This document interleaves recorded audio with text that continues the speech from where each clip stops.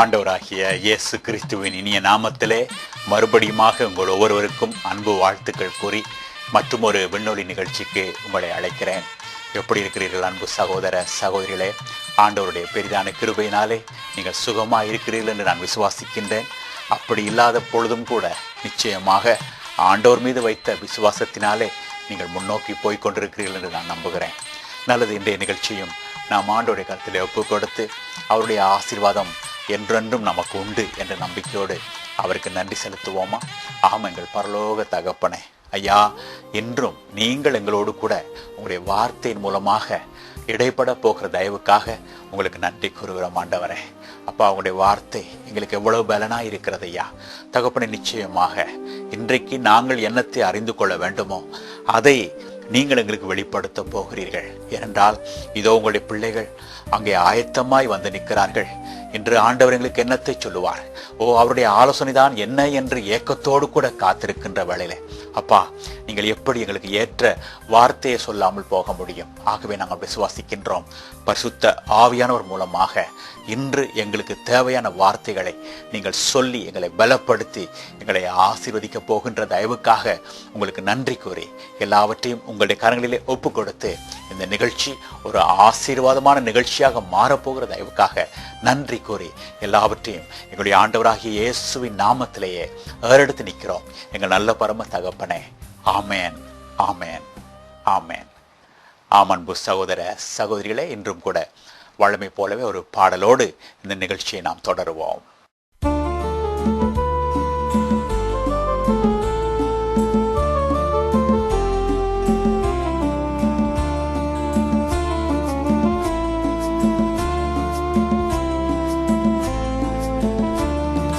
உன் வாழ்வில் தோன்றும் மலைகளை கண்டு உள்ளம் கலங்குவதே, உன் இயேசுவின் நாமம் சொல்லிடும் போது மலைகள் பெயர்ந்திடுமே, வாழ்வில் தடைகள் அகன்றிடுமே. உன் வாழ்வில் தோன்றும் மலைகளை கண்டு உள்ளம் கலங்குவதே.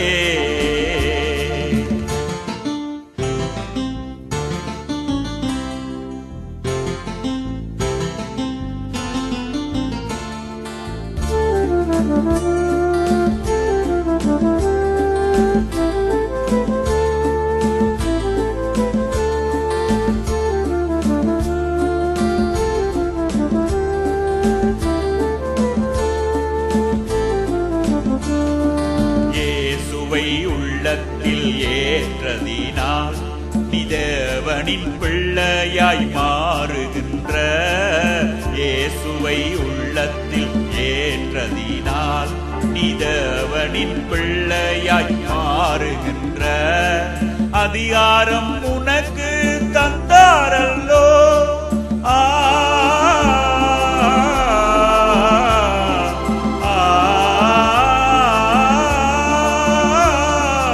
அதிகாரம் உனக்கு தந்தாரலோ, நீ அவருடன் சுதந்திரன் நானாயலோ. உன் வாழ்வில் தோன்றும் மலைகளை கண்டு உள்ளம் கலங்குவதே.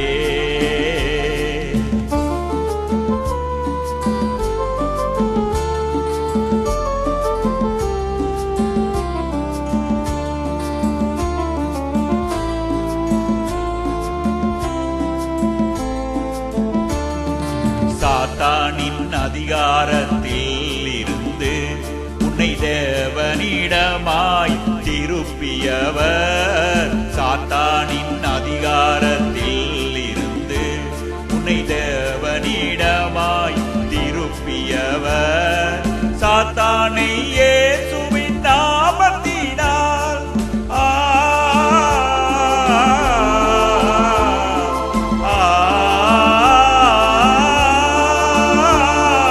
சாத்தானை இயேசுவின் நாமத்தினால் நீ மேற்கொள்ளும் அதிகாரம் மீந்ததினால், உன் வாழ்வில் தோன்றும் மலைகளை கண்டு உள்ளம் கலங்குவதே.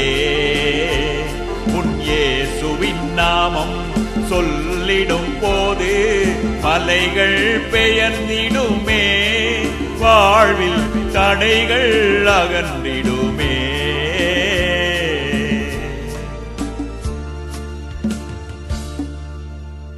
ஆமன்பு சகோதர சகோதரிகளே, நம்முடைய வாழ்க்கையிலே நமக்கு விசுவாசம் என்பது மிக முக்கியமான ஒரு அம்சம் என்பதை ஆண்டவர் திரும்ப திரும்ப கூறிக்கொண்டு வருகிறார். அதாவது நம்முடைய விசுவாசமே உலகத்தை ஜெயிக்கிற ஜெயம் என்று நாங்கள் 1 யோவானிலே பார்க்கின்றோம். ஆகினாலே அன்பு சகோதர சகோதரிகளை, நிச்சயமாக விசுவாசத்தின் மூலமாகத்தான் நாம் ஒரு வெற்றி வாழ்க்கையை இந்த உலகத்திலே வாழ முடியும் என்பதை திரும்ப திரும்ப ஆண்டவர் நமக்கு கூறிக்கொண்டு வருகின்றார். ஆகவே விசுவாசத்திலே நாம் வளரவும் நாம் உறுதிப்படவும் நாம் ஒப்புக் கொடுப்போமா?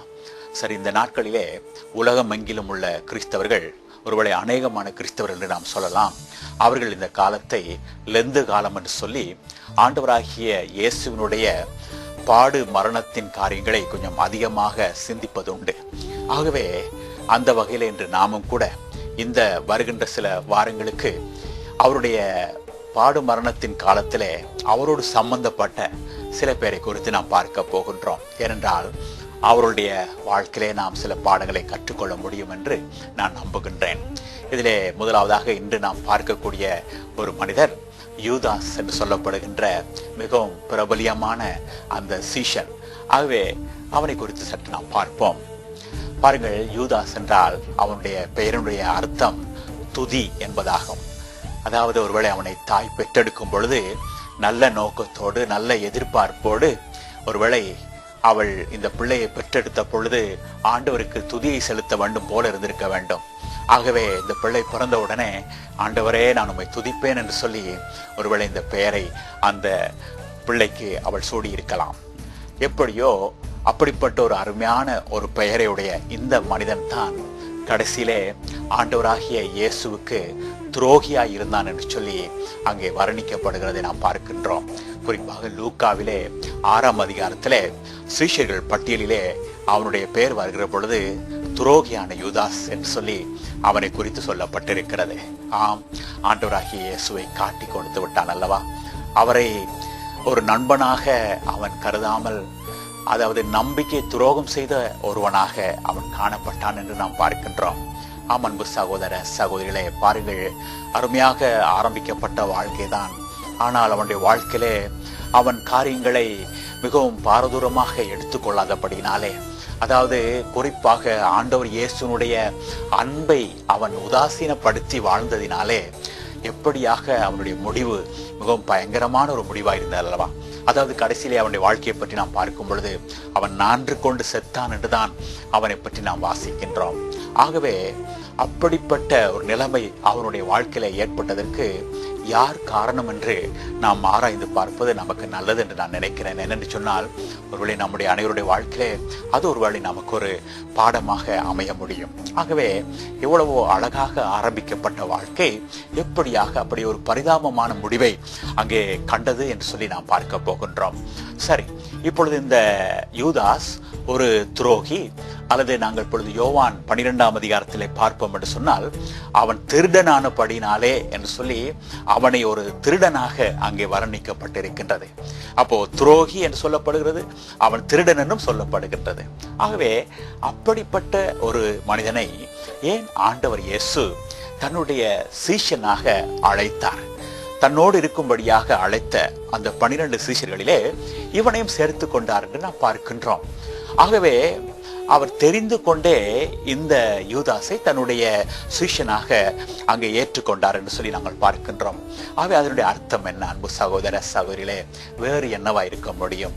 அதாவது நாங்கள் யோவான் 12ஆம் அதிகாரத்திலே வருகின்ற பொழுது அந்த முதல் 13ஆம் அதிகாரத்திலே அந்த முதல் வசனத்தை நாம் பார்ப்போம் என்று சொன்னால், இந்த ஆண்டவராகிய இயேசு தாம் அன்பு வைத்த ஒவ்வொருவர் மீதும் கடைசி வரை, அதாவது முடிவு பரியந்தம் அவர்களை நேசித்தார் என்பதாக நாம் பார்க்கின்றோம். இது இந்த யூதாசனுடைய வாழ்க்கையிலே மிகவும் உண்மையான ஒரு காரியமாக இருப்பதை நாம் காணலாம். அதாவது இந்த யூதாஸ் இப்படிப்பட்ட ஒருவனாக இருந்த பொழுதிலும் கூட ஆண்டவராகிய இயேசு அவனை கடைசி வரைக்கும் நேசித்தார் என்று சொல்லி நாம் பார்க்கின்றோம். ஒருவேளை அவனுக்கு பல வாய்ப்புகள் கொடுத்தார். அவனுடைய வாழ்க்கையில அவன் மாறுதல் அடைவதற்காக அவனுக்கு பலவிதமான வாய்ப்புகளை கொடுத்திருந்த பொழுதிலும் அதை அவன் பயன்படுத்தி கொள்ளாதபடினாலேதான் அவன் தன்னுடைய வாழ்க்கையிலே வேதனையை வருவித்துக் கொண்டான் என்பதை நமக்கு உணர்த்துவதற்காக இந்த மனிதனை அங்கே ஆண்டவர் இயேசு நமக்கு அங்கே அறிமுகப்படுத்துவதை நாம் பார்க்கக்கூடியதாக இருக்கிறது. பாருங்கள், இந்த யூதாஸ் இப்படிப்பட்ட ஒருவன் என்று அறிந்திருந்தும் கூட அவனை சீஷனாக அழைத்தார் என்று சொன்னேன் அல்லவா? தொடர்ந்து நாங்கள் பார்க்கின்ற காரியம் என்ன? லூக்கா 6ஆம் அதிகாரத்திலே அவனை ஒரு அப்போஸ்தலனாகவும் அவர் ஏற்றுக்கொண்டார் என்று நாம் பார்க்கின்றோம். உங்களுக்கு தெரியும், அப்போஸ்தலர் என்ற அந்த பட்டியலிலே மிகவும் அருமையான மனிதர்களை நாம் பார்க்கலாம். பவுலை கூட நாம் அங்கே பார்க்கின்றோம், பேதுருவை நாம் பார்க்கின்றோம், இன்னும் யூதா, யோவான், இப்படிப்பட்டவர்கள் எல்லாம் அப்போஸ்தலர் என்ற அந்த பட்டியலிலே இருக்கின்றார்கள். ஆனால் அந்த பெயருக்கு ஏற்றாற் போல அவர்களும் வாழ்ந்து காட்டினார்கள் என்று நாம் பார்க்கின்றோம். ஆனால் அந்த பட்டியலிலே இந்த யூதாசையும் கூட ஆண்டவர் சேர்த்து கொள்ள தவறவில்லை. பார்த்தீர்களா? அதிலிருந்து நமக்கு என்ன விளங்குகிறது? அதாவது இந்த யூதாசை ஆண்டவர் ஒருபொழுதும் புறம்பே தள்ளி வைக்கவில்லை. அவன் இப்படிப்பட்ட ஒருவனாக இருப்பதினாலே அவனை வெறுத்து ஒதுக்கி தள்ளாத ஒரு தன்மையை ஆண்டவர் இயேசுவினிடத்திலே நாம் பார்க்கின்றோம். என்ன கற்றுக்கொள்கிறோம் அன்பர்களே? ஆம், இன்றும் ஆண்டவர் இயேசு அப்படியாகத்தான் நம்ம எல்லோரையும் நேசிக்கின்றவராக காணப்படுகின்றார். அதாவது ஒருவேளை இந்த நிகழ்ச்சியை பார்த்து கொண்டிருக்கிற உங்களிலே யாராவது சொல்லக்கூடும், ஐயோ, இவ்வளவு கேடுகட்ட பாவியாகிய என்னையும் அவர் நேசிப்பாரா? நான் எவ்வளவு பொல்லாதவன், நான் எவ்வளவு கெட்டவன் என்று எனக்கே தெரியும். அப்படிப்பட்ட என்னை அவர் எங்கே நேசிக்க போகின்றார்? எனக்கு எங்கே ஒரு மறுவாழ்வு கிடைக்க போகிறது? எனக்கு எங்கே மன்னிப்பு கிடைக்க போகின்றது என்றாலும் ஒருவேளை உங்களை குறித்து நீங்கள் தாழ்வாக எண்ணிக்கொண்டிருந்தால், இதோ ஆண்டவர் இயேசு கூறுகிறார், இல்லை மகனே, மகளே, உன்னை நான் இனியில்லை என்ற விதத்திலே நான் நேசிக்கின்றேன். அதாவது உன்னை நான் எப்படி நேசிக்கிறேன் தெரியுமா? என்னுடைய உயிரை கொடுத்து நான் நேசிக்கின்றேன். அதாவது உனக்காகவும் என்னுடைய உயிரை நான் கொடுத்தேன், என்னுடைய ஜீவனை நான் இழந்தேன் என்று சொல்லி ஆண்டவர் இயேசு சொல்லுகிறார். அதாவது தன்னுடைய உயிரை கொடுக்கின்ற அளவுக்கு அவர் நம்மை நேசிக்கிற ஒரு ஆண்டவராக இருக்கிறார். அன்பு சகோதர சகோதரிகளே, யூதாஸ் அந்த அன்பை உணராதபடினாலே அதை உதாசீனப்படுத்தி தன்னுடைய வாழ்க்கையை அழித்துக் கொண்டான். ஆனால் இன்றைக்கு நீங்கள் அவருடைய அன்பை உணர்ந்து அவரிடத்தில் வருவீர்கள் என்று சொன்னால் அவர் உங்களை ஏற்றுக்கொள்ள ஆயத்தமாயிருக்கிறார். உங்களுக்கு ஒரு வாய்ப்பு உண்டு அன்பர்களே. அதாவது நம் ஒவ்வொருவருக்கும் இன்னும் ஒரு வாய்ப்பு தருகின்ற ஆண்டவர் இந்த ஆண்டவராகிய இயேசு. அதாவது இந்த நேரத்தில் அவரிடத்தில் வந்து, ஆண்டவரே, ஆமாப்பா, கடந்த கால வாழ்க்கையை நான் பாழாக்கி விட்டேன், நீங்கள் என்னை எவ்வளவோ நேசித்து என்னை எவ்வளவோ மன்னித்து என்னை ஏற்றுக்கொண்டு ஆசீர்வதிக்க காத்திருந்த பொழுதிலும் நானும் அதையெல்லாம் உதாசீனப்படுத்தி வாழ்ந்து விட்டேன் ஐயா. ஆனால் இப்பொழுது நான் அதை உணர்கிறேன் என்று சொல்லி ஒரு மனஸ்தாபத்தோடு கூட அவரிடத்தில் வருவீர்கள் என்று சொன்னால் அவர் உங்களை ஏற்றுக்கொள்ள ஆயத்தமாயிருக்கிறார். ஆகவே அவரிடத்திலே வந்து நாம் நம்மை ஒப்பு கொடுத்து விடுவோமானால் அவர் நம்மை எண்ணத்துக்காக இந்த உலகத்திலே படைத்தாரோ அந்த நோக்கத்தை அவர் நிறைவேற்ற வல்லவராயிருக்கிறார். அவர்கள் இன்றைக்கு உங்களை குறித்து பெரிய திட்டமெல்லாம் ஆண்டவர் இயேசுவுக்கு உண்டு. ஆனால் நீங்கள் உங்களை ஒப்பு கொடுக்காத வரையிலே அவர் உங்களுடைய வாழ்க்கையில எதுவுமே செய்ய முடியாது.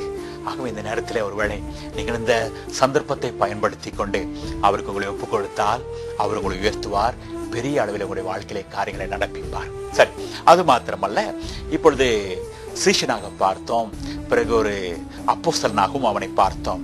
தொடர்ந்து பாருங்கள், இன்னும் ஒரு அருமையான காரியம் என்னவென்று சொன்னால், நான் ஏற்கனவே கூறியது போல யோவான் 12ஆம் அதிகாரத்திலே நாம் பார்ப்போம் என்று சொன்னால் 6ஆம் வசனத்திலே அவனை ஒரு, அதாவது பணம் சம்பந்தமான காரியத்திலே ஆண்டவர் அவனை நம்பினார் என்பதாக நாம் பார்க்கின்றோம். அதாவது செலவுக்கு தேவையான பணங்களை எல்லாம் அவனிடத்துல தான் ஆண்டவராக இயேசு கொடுத்து வைத்திருந்தார் என்பதாக நாம் பார்க்கிறோம். பணப்பையை அவன் சுமந்து கொண்டு சென்றான் என்று சொல்லப்பட்டிருக்கிறது.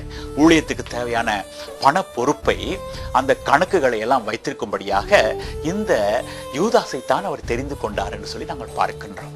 ஆனால் உங்களுக்கு தெரியுமா, அந்த யூதாஸ் ஒரு திருடன் என்று நான் ஆரம்பத்திலே கோரினேன். அப்படியாக ஆண்டோடைய வசனம் நமக்கு சொல்லுகின்றது. இதே 12ஆம் அதிகாரம் யோவானிலே அங்கே 6ஆம் வசனத்திலே அவனை ஒரு திருடன் என்று தான் அங்கே சொல்லப்பட்டிருக்கின்றது. ஆகவே அவனை திருடனாக அறிந்திருந்த பொழுதிலும் கூட, பண ஆசை பிடித்தவனாக அவனை அறிந்திருந்த பொழுதிலும் கூட ஆண்டவர் அவனை நம்ப விரும்புகின்றார். அதாவது நான் உன்னை நம்புகிறேன் யூதாசே என்று அவனுக்கு அந்த உண்மையை வெளிப்படுத்துகின்றார் என்று சொல்லி நாங்கள் பார்க்கின்றோம். பாருங்கள், அப்படி ஆண்டவர் அவனை நம்பி இருந்தும் கூட அவன் அவரை நம்ப தவறிவிட்டான். ஆம், அதனாலே அவனுடைய வாழ்க்கையில எவ்வளவா இழந்து போய்விட்டான் பார்த்தீர்களா?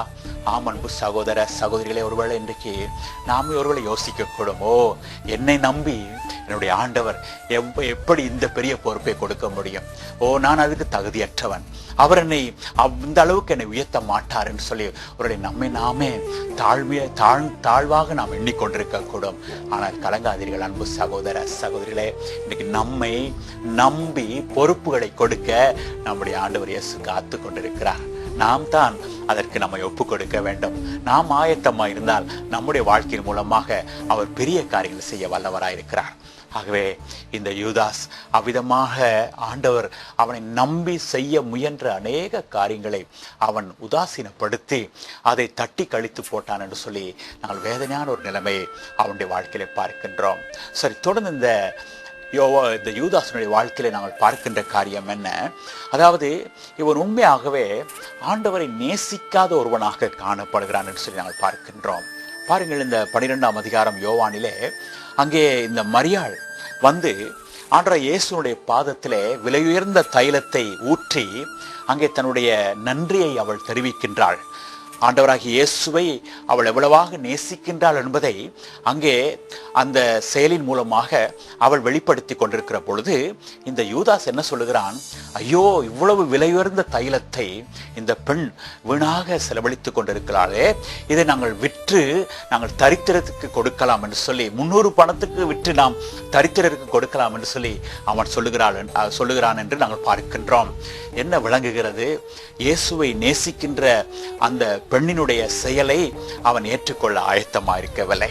அதாவது ஆண்டவர் இயேசுவை நாம் நேசிக்க வேண்டுமா, அவரை நான் நேசிக்க ஆயத்தமா இல்லை என்பதை அப்படிப்பட்ட வார்த்தைகளின் மூலமாக அவன் அங்கே காட்டிவிட்டான் என்பதாக நாங்கள் பார்க்கின்றோம். அன்பு சகோதர சகோதரிகளே, 1 கொரிந்தியர் 16ஆம் அதிகாரம் 22ஆம் வசனத்தில் ஒரு காரியம் சொல்லப்பட்டிருக்கிறது. அதாவது இயேசுவை நேசிக்காதவன் சபிக்கப்பட்டவன் என்று சொல்லப்பட்டிருக்கிறது.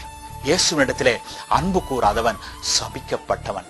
ஆம், ஏனென்றால் ஆண்டவராகிய இயேசு நம்மை நேசித்தபடினாலே தானே நமக்காக சிலுவையிலே சாபமானார் என்று நாம் பார்க்கின்றோம். ஆகவே அவர் நம்முடைய இடத்திலே சாபமான அந்த காரியத்தை நாம் உதாசீனப்படுத்துகின்ற பொழுது நாம் நமக்கு சாபத்தை வருவித்துக் கொள்கின்றோம். அதாவது ஆண்டவர் இயேசு நம்மை ஒரு பொழுதும் சபிப்பவர் அல்ல, ஆனால் சாபத்தை நாம் எடுத்துக்கொள்ள முடியும். எனக்கு ஆசீர்வாதம் வேண்டாம், எனக்கு சாபமே வேண்டும் என்று சொல்லுகிறது போல அது காணப்படுகின்றது. அன்பு சகோதர சகோதரிகளை பார்த்தீர்களா?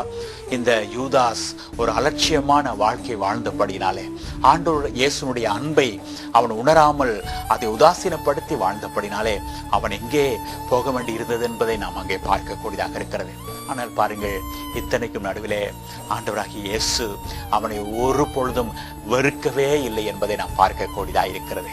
அதாவது இப்பொழுது நாம் ஆண்டவராகிய இயேசுவை யோவான் 13ஆம் அதிகாரத்திலே பார்க்கின்ற வழியிலே அவர் எல்லாருடைய கால்களையும் அங்கே கழுவுகிறார். சீஷர்களுடைய கால்களை அவர் கழுவுகிறார் என்று சொல்லி நாங்கள் பார்க்கின்றோம். அந்த சீஷர் கூட்டத்திலே யூதாசும் இருக்கின்றான் என்பதாக நாம் பார்க்கின்றோம். சரி, எல்லாருடைய கால்களையும் அவர் கழுவி கொண்டு வருகின்ற பொழுது இப்பொழுது யூதாஸ் ஒரு துரோகி என்று அவர் அறிந்திருந்தார். அதாவது அந்த யூதாஸினுடைய கால்களை அவர் கழுவாமல் விட்டுவிட்டிருக்கலாம். ஓ, இவனுடைய கால்களை நான் எப்படி கழுவுவது, இந்த துரோகியினுடைய கால்களை நான் ஏன் கழுவ வேண்டும் என்று சொல்லி அவனை அவர் உதாசீனப்படுத்தி இருக்கலாம். ஆனால் அன்பு, அதாவது ஆண்டவர் இயேசுனுடைய அன்பு அப்படி செய்ய மறுத்து விட்டது என்று சொல்லி நாங்கள் பார்க்கின்றோம். தனக்கு தீமை செய்கின்றவனுடைய கால்களையும் அவர் கழுவுகின்றார் என்று சொல்லி நாங்கள் பார்க்கின்றோம். ஆம் அன்பு சகோதர சகோதரிகளே, அதுதான் நிபந்தனையற்ற அன்பு என்று சொல்லி நாங்கள் பார்க்கின்றோம். நீ எனக்கு என்ன செய்தாலும் பரவாயில்லை, நீ எப்படிப்பட்டவனாக இருந்தாலும் பரவாயில்லை, ஆனால் நான் உன்னை நேசித்துக் கொண்டே இருப்பேன் என்று சொல்கிற அன்பு. ஆம் அன்பு சகோதர சகோதரிகளே, இன்றைக்கு இதுதான் உங்களுக்கு நம்பிக்கையை கொடுக்கின்றதா இருக்கிறது. அதாவது நீங்கள் யாராய் இருந்தாலும், எப்பேற்பட்டவராய் இருந்தாலும் ஆண்டவர் இயேசு உங்களை நேசித்த வண்ணமாகவே இருக்கின்றார். நீங்கள் எப்பொழுது வேண்டுமானாலும் மனம் திரும்பி அவரிடத்தில் வருகின்ற பொழுது அவர் உங்களை ஏற்றுக்கொள்வார்.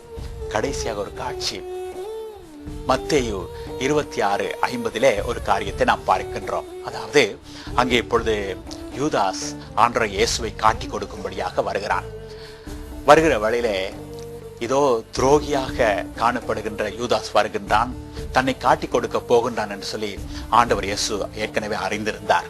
ஆகவே வந்த உடனே அவனை அவர் வெறுத்து தள்ளி இருக்கலாம் இல்லையா? அதாவது அவனை பார்த்து சொல்லி இருக்கலாம், துரோகியே, நான் இவ்வளவு காலமாக உன்னை நேசித்தேனே, ஆனா நீயோ எனக்கு துரோகம் செய்கிறாயே என்று சொல்லி அந்த யூதாசை அவர் வெறுத்து தள்ளி இருக்கலாம் அல்லவா? ஆனால் என்ன தெரியுமா சொல்லுகிறார் ஆண்டவராகிய இயேசு அவனை பார்த்து, சிநேகிதனே, என்னத்திற்காக வந்திருக்கிறாய்? சிநேகிதனே, என்னத்துக்காக வந்திருக்கிறாய் என்று அன்போடு கேட்கின்றார் என்று சொல்லி நாங்கள் பார்க்கின்றோம். பார்த்தீர்களா? அந்த கடைசி நிமிஷத்திலேயும் கூட ஆண்டவர் அவனை ஒரு சிநேகிதனாகத்தான் பார்த்தார் என்று நாங்கள் பார்க்கின்றோம். அவனை ஒரு பொழுதும் தன்னுடைய வாழ்க்கையிலே கடைசி வரைக்கும் துரோகி என்று அவர் தன்னுடைய வார்த்தையாலே சொல்லவே இல்லை என்று சொல்லி நாங்கள் பார்க்கின்றோம். எத்தனை அன்பு பார்த்தீர்களா? ஆம் அன்பு சகோதர சகோதரிகளே, இப்படிப்பட்ட ஆண்டவராகிய இயேசுதான் என்று நமக்கு உண்டு என்பதை நாம் அறிந்து கொள்ள வேண்டும். அதாவது நம்மை கடைசி வரைக்கும் நேசிக்கிற ஒரு ஆண்டவராகிய இயேசு. அதாவது இந்த யூதாஸ் அவருடைய அன்பை உதாசீனப்படுத்தி அவன் தன்னுடைய இஷ்டப்படி நடந்து தன்னைத்தானே அழித்து கொண்டான் என்று நாங்கள் பார்க்கின்றோம். ஆனால் ஆண்டவராகிய இயேசுவோ அவனுக்கு மன்னிப்பு கொடுக்கவும் அவனுக்கு மறுவாழ்வு கொடுக்கவும் ஆயத்தமாய் இருந்தார். ஆனால் அவன் அதை தெரிந்து கொள்ளவில்லை என்று சொல்லி நாங்கள் பார்க்கின்றோம். ஆனால் அதற்காக இன்றைக்கு நாம் அப்படி இருக்க வேண்டிய அவசியம் இல்லை. அன்பு சகோதர சகோதரிகளே, என்று நீங்கள் கூட அவரிடத்தில் தைரியமாய் வரலாம். ஆம், அவர் உங்களை ஏற்றுக்கொள்ள ஆயத்தமாய் இருக்கிறார். அவர் உங்கள் மீது அன்பு கூறுகின்றவராக காணப்படுகின்றார். அவரிடத்தில் வந்தால் நிச்சயமாக வாழ்வு உண்டு. அவர் ஒரு பொழுதும் உங்களை புறம்பே தள்ள மாட்டார். அந்த ஆண்டவராகிய இயேசுவிடம் இப்பொழுதே வருவீர்களா? அவர் உங்களை அழைக்கிறார். இந்த பாடலை கேட்ட பின்னர் நாம் அவரிடத்தில் வந்து அவரை நோக்கி பார்ப்போமா?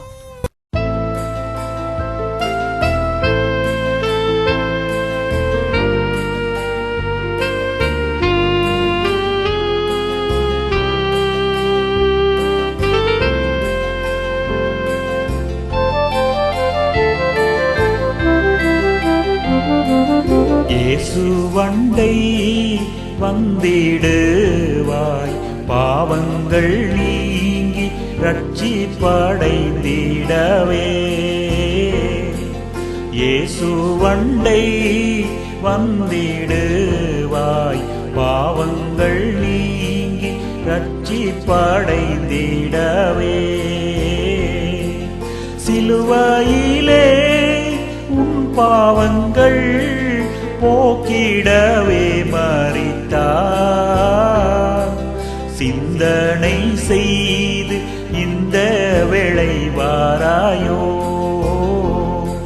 சிலுவையிலே உன் பாவங்கள் போக்கிடவே மரித்தார். சிந்தனை செய்து இந்த வேளை வாராயோ?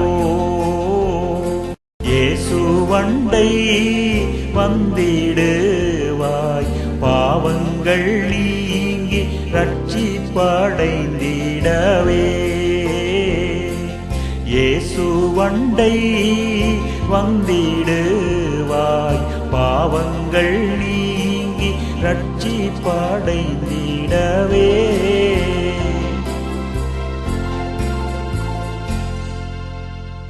ஆம் அன்பு சகோதர சகோதரிகளே, ஆண்டவராகிய இயேசு நம்மை அழைத்து கொண்டே இருக்கிறார். நாம் வருவோமானால் அவர் ஏற்றுக்கொள்வார். நம்முடைய குற்றம் குறைகள் எல்லாம் மன்னித்து நமக்கு ஒரு மறுவாழ்வு கொடுப்பார். யூதாசை போல நாம் இருக்க வேண்டிய அவசியம் இல்லை. ஆகவே இந்த நேரத்தில் அவரிடத்தில் வந்து நம்மை நாம் ஒப்புக் கொடுப்போமா? ஆமங்கள் பரலோக தகப்பனே, அப்பா, இதோ என்னுடைய இணைந்திருக்கின்ற அநேக மக்கள் நடுவிலே சில பேர் ஆண்டவரை அவர்களை இந்த யூதாசை போல உணர்கிறார்கள். இந்த ஆண்டவராகிய இயேசு என்னை எத்தனை தடவை நேசித்திருந்தோம், அவர் என் மீது எவ்வளவோ அன்பு கூர்ந்திருந்தோம், நான் எத்தனை முறை அவரை உதாசீனப்படுத்தி விட்டேன், அவருடைய அன்பை நான் புறக்கணித்து விட்டேன் என்று சொல்லி ஒருவேளை மிகவும் மனவேதனையோடு கூட இந்த நேரத்தில் அநேகர் என்னோடு இணைந்திருக்கிறார்கள். பரம தகப்பனே, அப்படிப்பட்டவர்களுக்கு ஒரு வாழ்வு உண்டு, ஒரு நம்பிக்கை உண்டு என்று இந்த நேரத்தில் நீங்கள் அவர்களுக்கு உணர்த்துகின்றபடியால் உங்களை நன்றியோடு ஸ்தோத்தரிக்கிறேன் ஐயா. ஆம் பரம தகப்பனே, யூதாசனுடைய முடிவு எவ்வளவு வேதனையாக மாறிவிட்டது. காரணம் ஆண்டவரே, கடைசி வரைக்கும் உங்களுடைய அன்பை அவன் உணர்ந்து கொள்ளாமல் போனதினாலே தானே. அப்பா, இதோ என்னோடு இணைந்திருக்கின்ற இந்த மக்களுடைய வாழ்க்கையிலையோ அப்படி நடக்க வேண்டிய அவசியமே இல்லை தகப்பனே. இந்த சம்பவத்தை எங்களுக்கு ஒரு உதாரணமாகத்தானே நீங்கள் எழுதி தந்திருக்கிறீர்கள்.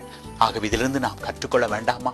ஆகினாலே தகப்பனிதோ என்னோடு இணைந்திருக்கின்ற அநேக சகோதர சகோதரர்கள், விசேஷமாக வாலிப சகோதரர்கள், ஒருவேளை இந்த நாளிலே தகப்பனே உங்களை நேசிக்காதபடி காணப்படக்கூடும். அப்படிப்பட்டவர் இந்த நேரத்தில் ஐயா தங்களை உங்களுக்கு ஒப்பு கொடுத்து, அப்பா எங்களை மன்னியுங்கள் ஐயா, நாங்கள் இவ்வளவு காலமாக உங்களுடைய அன்பை உணராமல் வாழ்ந்து விட்டோமே, ஆனால் இப்பொழுதும் நாங்கள் வருகின்றோம், எங்களுக்கு மன்னிப்பீர்களா, மறுவாழ்வு தருவீர்களா, இன்னும் ஒரு வாய்ப்பு கொடுப்பீர்களா என்று இதோ அடியார்கள் இயங்குகிற வேளையிலே தகப்பனே இதோ நான் தருவேன் என்று சொல்லி அவர்களுக்கு நீங்கள் மறுவாழ்வு கொடுக்க காத்திருப்பதற்காக உங்களுக்கு நன்றி கூறுகிறோம் ஐயா.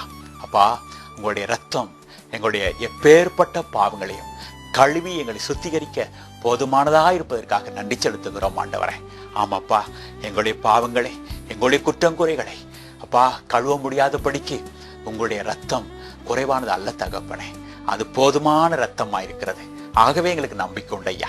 இதோ என்னோடு இணைந்திருக்கின்ற யாருமே இந்த நேரத்தில் நான் கேடுகட்ட பாவி என்று சொல்லிக்கொண்டு, அல்லது தன்னை போல ஒரு பயங்கரமான பாவிக்கும் வாழ்வு உண்டா என்று அவர்கள் சோர்ந்து போக வேண்டிய அவசியமில்லை. ஏனென்றால் உங்களுடைய இரத்தம் அவருடைய பாவங்களை விட பெரியதையா. ஆகவே தகப்பனே நம்பிக்கையோடு கூட வரட்டும். இதோ நீங்கள் ஏற்றுக்கொள்ள ஆயத்தமா இருக்கிறீர்கள். இன்று ஒரு புதிய வாழ்வு இவருடைய வாழ்க்கையில ஆரம்பமாக முடியும் என்கிற அந்த நிச்சயத்துக்காக உங்களை நன்றியோடு துதிக்கிறோம் ஐயா. பரம தகப்பனே, இதோ நம்பிக்கையோடு கூட வரட்டும். நீங்கள் ஏற்றுக்கொள்ள ஆயத்தமா இருப்பதற்காக உங்களுக்கு நன்றி பரம தகப்பனே. ஆமையா, இதோ இந்த நாளிலே இப்படியாக இந்த நிகழ்ச்சி கூடாக நீங்கள் கொண்டு வந்த இந்த மாற்றத்துக்காக நன்றி செலுத்துகிறோம் ஆண்டவரே. இது வந்து அடியார்கள் யாவரும் இந்த நேரத்தில் ஆசீர்வதிக்கப்பட்ட தயவுக்காக உங்களுக்கு நன்றி பரம தகப்பனே. ஆமையா, தொடர்ந்து இந்த அடியார்கள் உங்களுக்கு ஒப்பு கொடுத்த வாழ்க்கையில தொடர்ந்து நிலைத்திருக்கட்டும் ஆண்டவரே. ஆமாப்பா, உங்களுக்கு ஆண்டவா தங்களுடைய வாழ்க்கையை ஒப்பு கொடுத்த ஒவ்வொருவரும் அந்த ஒப்பு கொடுத்த வாழ்க்கையை கடைசி வரைக்கும் பாதுகாத்துக் கொள்ள, அதை நடத்த நீங்கள் உதவி செய்ய வல்லவராக இருக்கிறீர்கள். உங்களுடைய பலத்தோடு கூட இவர்கள் முன்னோக்கி போகலாமே, அந்த நிச்சயத்துக்காக நன்றி கூறி இந்த அடியார்களை உங்களுடைய கரங்களிலே ஒப்பு கொடுத்து எங்களுடைய ஆண்டவராகிய இயேசுவின் நாமத்திலேயே எல்லாவற்றையும் கேட்டு நிற்கிறோம் எங்க நல்ல பரம தகப்பனே. ஆமேன், ஆமேன், ஆமேன். அன்பு சகோதர சகோதரிகளே, இதோ இந்த நிகழ்ச்சி கூடாக ஆண்டவர் உங்களோடு கூட பேசியிருந்தால், அவருடைய சமூகத்திலே உங்களை நீங்கள் ஒப்பு கொடுத்திருந்தால், தொடர்ந்து உங்களை அவர் நடத்த வல்லவராயிருக்கிறார். அவர் உங்களுக்கு உண்மையாயிருப்பார். அந்த நம்பிக்கையோடு கூட அவருக்கு உங்களை முழுதுமாய் ஒப்பு கொடுத்து முன்னோக்கி செல்ல உங்களை நான் அன்போடு அழைக்கிறேன். மீண்டும் அடுத்த விண்ணொலியிலே சந்திக்கும் வரை உங்கள் ஒவ்வொருவருக்கும் ஆண்டவராகிய இயேசுவின் நாமத்திலே வாழ்த்துக்கள் கூறி ஆசீர்வாதம் கூறி நன்றியோடு கூட விடை பெற்றுக் கொள்கின்றேன்.